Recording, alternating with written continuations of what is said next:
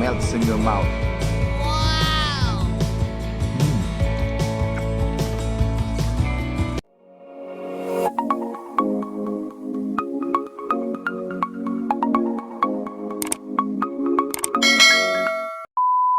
Morning mates! Welcome back to the new episode of my channel. In today's episode, we're gonna cook beef asado. Wow! And spicy chili sauce. And meron tayong, we have a chili sauce, Chinese chili sauce no? And we have olive oil, oyster sauce, soy sauce. That's the spicy chili, sweet paprika and Japanese chili, salt and pepper.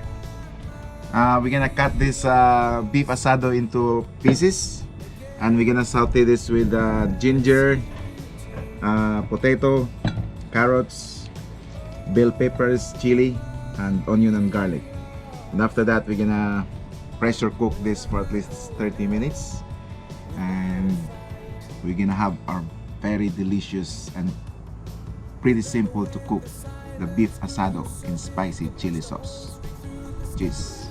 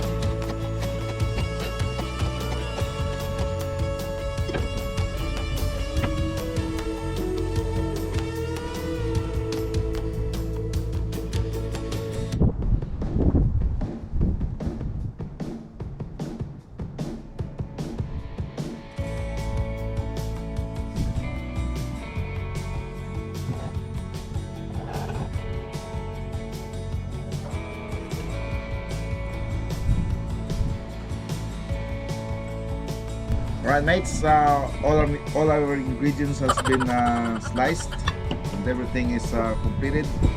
What we're gonna do is we're gonna start cooking. So we're gonna saute this all the ingredients first for almost 5 to 10 minutes, and we're gonna pressure cook for 25 to 30 minutes, so that's gonna be tender and melts in your mouth. Wow!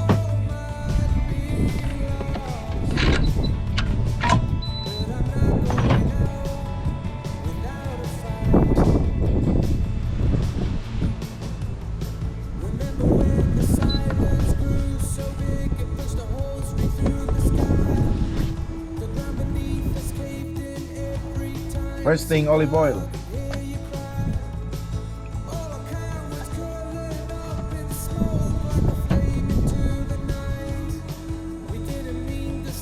Garlic.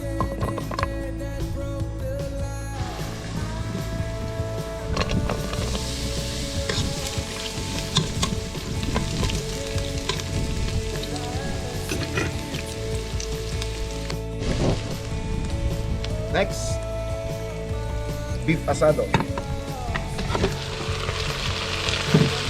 Pretty simple, fast and easy.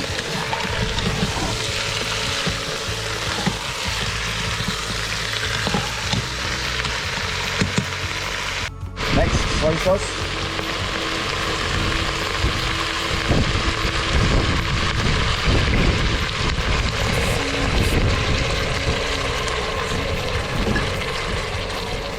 Oyster sauce.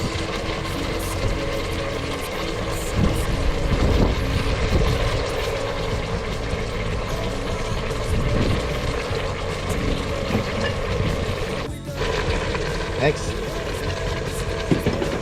chili oil, 1 tablespoon. Sugar, 1 tablespoon.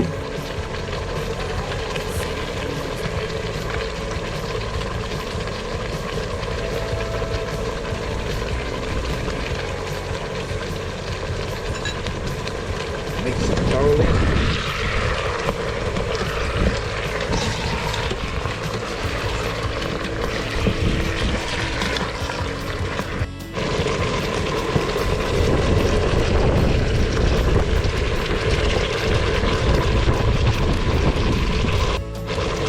Next, paprika.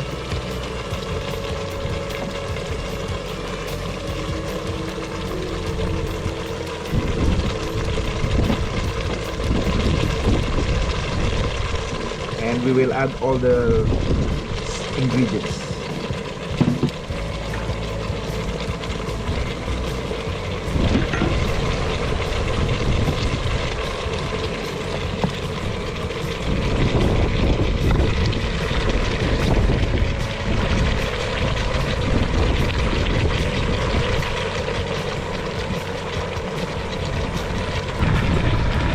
Next, black pepper, and we're gonna just add a little bit of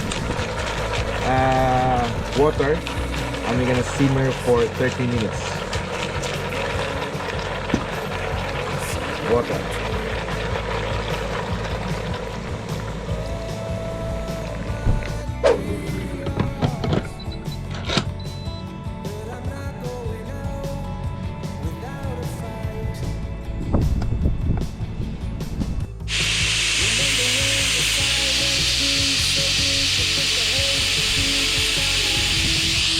After 30 minutes of pressure cooking, it's done.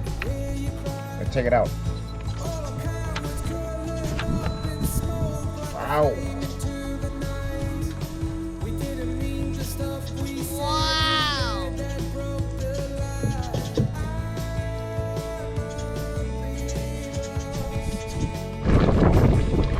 Cornstarch.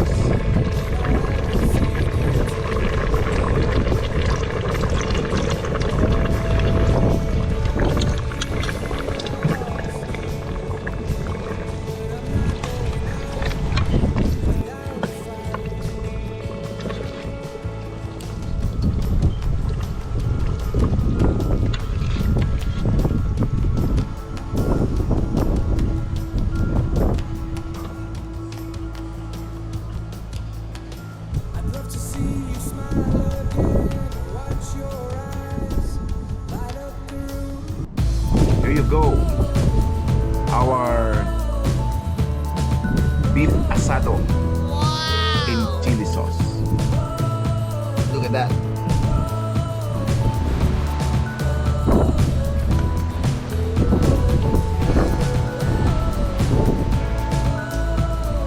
Melts in your mouth.